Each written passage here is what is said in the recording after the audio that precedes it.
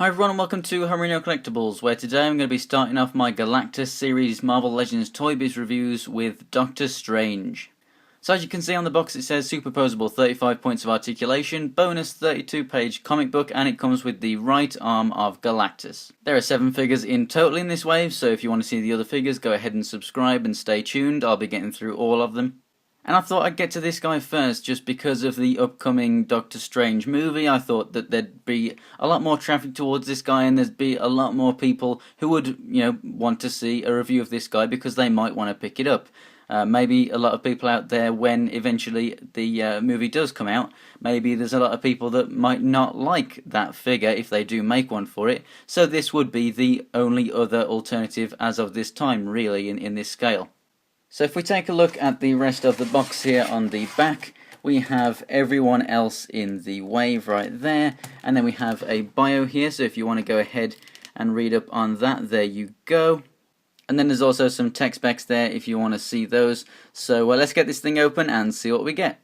And then next up inside, actually, along with the comic, there's this Fantastic Four, July 2005, so that's when this movie was coming out. It actually gives you a bio on each of the characters, and then also showing off just a few of the toys that they were releasing for the film, so that's actually really cool.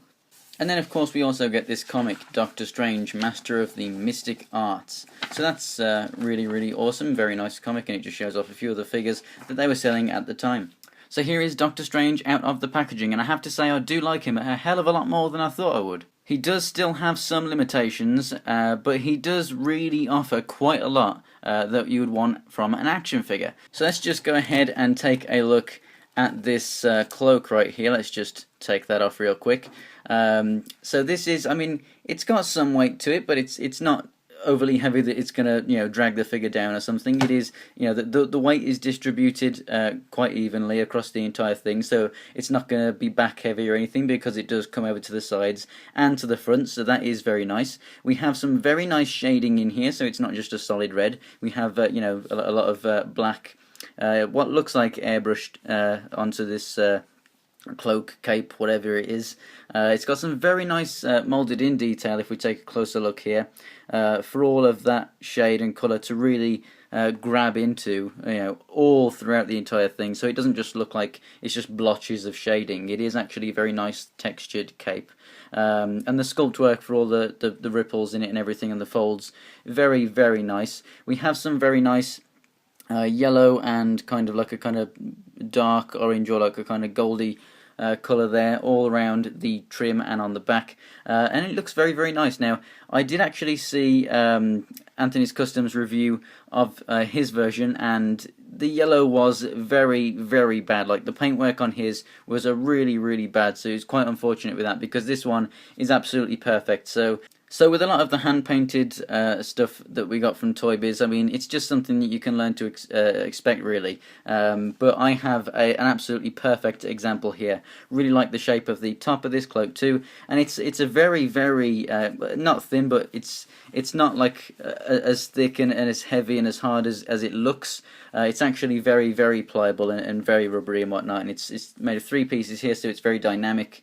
So yeah, very, very nice, and we'll come back to it when we take a look at the articulation. Taking a look at the figure itself, overall the sculpt looks very, very nice. We have a hell of a lot of moulded in detail here.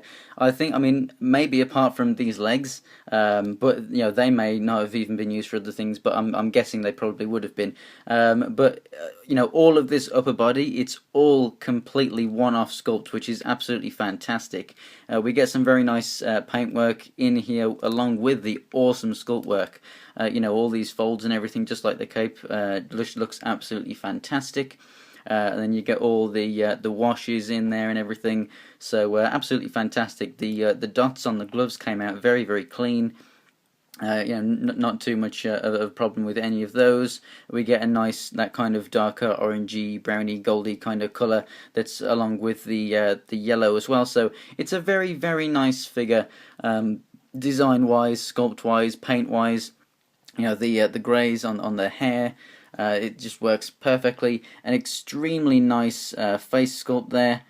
Very, very nice. The eyes are done absolutely perfectly. The pupils are in the center pretty much. The paint on the lips and of the facial hair done superbly well. So I really cannot fault this particular figure for paint or anything. It's just absolutely fantastic.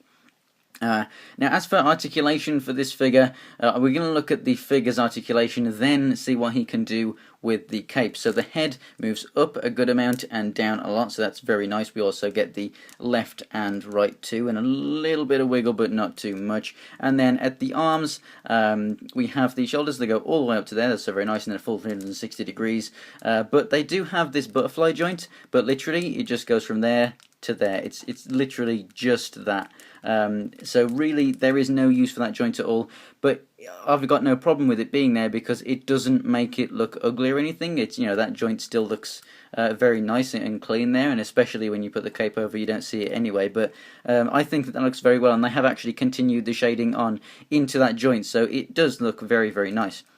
We get the rotation at the upper part of the arm there too. We have a double jointed arm, and with the way that the sculpt is, it just allows it to come basically to 90, but it works very well. We get the rotation at the forearm here and the glove. The hand can go in and out. Now this is not a Spider-Man whipping hand, this is actually just his magic hand, and you can move out these middle two fingers here, but I prefer them in the downward position. He does have waist rotation, however he does not have any kind of ab crunch. Now that is a limitation obviously, but at the same time, if he's going to have a cape like that, like I said, it's not too heavy to weigh him down, but with the ab crunch not being there, it just means that he's going to be even more of a stable figure with that much weight on his shoulders. So I'm actually perfectly fine with him having no ab crunch in this instance, and it does mean that this logo and all of these, you know, the sculpt work and everything just looks very, very clean, and it's a very nice place to put the waist twist, you know, with that kind of sash there. So I'm actually perfectly fine with that. Now with the legs, I'm not. This piece here, it is soft and flexible, but not really enough.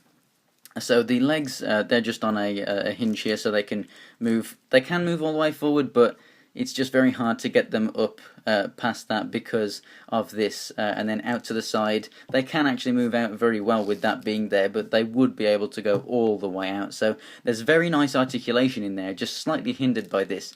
But again, if you do have the cloak on, because of how far down it goes, you're not going to have them in too crazy poses anyway, so I don't mind about it. You have the rotation in the leg also, you have a double jointed knee, you have a rotation down at the calf here, not needed too much, but it's there, and then the feet can go up and down.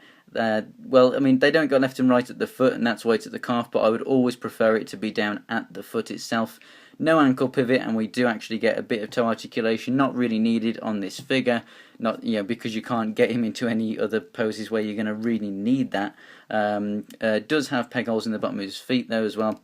So overall, articulation of the figure, it's good and bad, but the bad points, you know, they don't really matter too much for this particular figure, I don't feel. So if we go ahead and just put his cloak on, as you can see, so it does reach pretty much down to his feet, so any crazy poses you wanted to get him in, I mean, if you were to try and get him to kneel down or something, I mean, because of this being a flexible, it will move with him. It's not like a lot of figures that have hard capes that you just can't do much with, but it is going to hinder some things, but not much. But really, the biggest hindrance is actually this cloth bit around the waist there.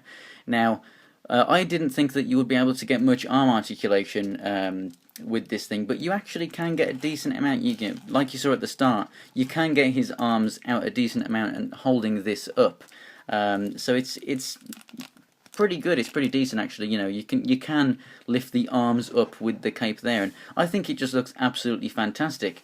So, I mean, the cape does stick out a little bit from his body, but it's nothing too crazy, so he's not going to take up too much room on a shelf. But I just think that the added benefits of just being able to use his arms a bit more, you know, get a bit more expression out of the figure. Maybe, you know, just having a cape that was just over the back would have been a nice option, and just, you know, another thing, you know, just a variant. I think that works very well. But I guess they kind of catered for those people who wanted more articulation with the fact that you can just take this off. I'm very happy that this wasn't like glued to the shoulders or to the back or something, not enabling you to take it off. So I think it's a very good move, enabling us to remove this. So as a size comparison with another Marvel Legends character, here is the Cyclops on the Bucky Cap mold. God damn it. So for size comparison here, he is next to Cyclops on the Bucky Cap mold. So basically, as you can see, he stands a little bit smaller than the majority of Marvel Legends figures, but obviously makes up a little bit with the cape there, which just about is taller than Cyclops there. So he's a very good size figure. I think that the fact that obviously the older Toy Biz figures come with a comic, and obviously he's part of the Galactus Build-A-Figure wave, it does make those kind of figures very desirable. But by no means is this a figure that you just need to pass on. It's a very, very good figure. I like it a lot more now that I have got him out of the box and have seen what he can do, basically. I mean, I'm really impressed with the sculpt work and the paint work on this guy. Overall, if you need a classic Doctor Strange, I think that this is absolutely perfect. It hasn't got super fantastic articulation, but to be honest, I don't really think it needs it. It's got enough to pass. It's got enough to pose in some really awesome poses on your shelf. So I think that this is definitely a figure that you should look out for if you are into Doctor Strange. And I can't wait to see if there is a Benedict Cumberbatch Doctor Strange figure that comes out when the movie comes out, and then I'll definitely do a comparison between the two. So thanks for watching, guys. If you enjoyed the video, go ahead and click on that like button, and remember to subscribe if you want to see the other figures from the Galactus wave. And for pictures and updates from my collection, go ahead and follow me on Instagram and Twitter. It's Homerino123 for both. Links will be in the description below. So thanks for watching, guys, and I'll see you next time.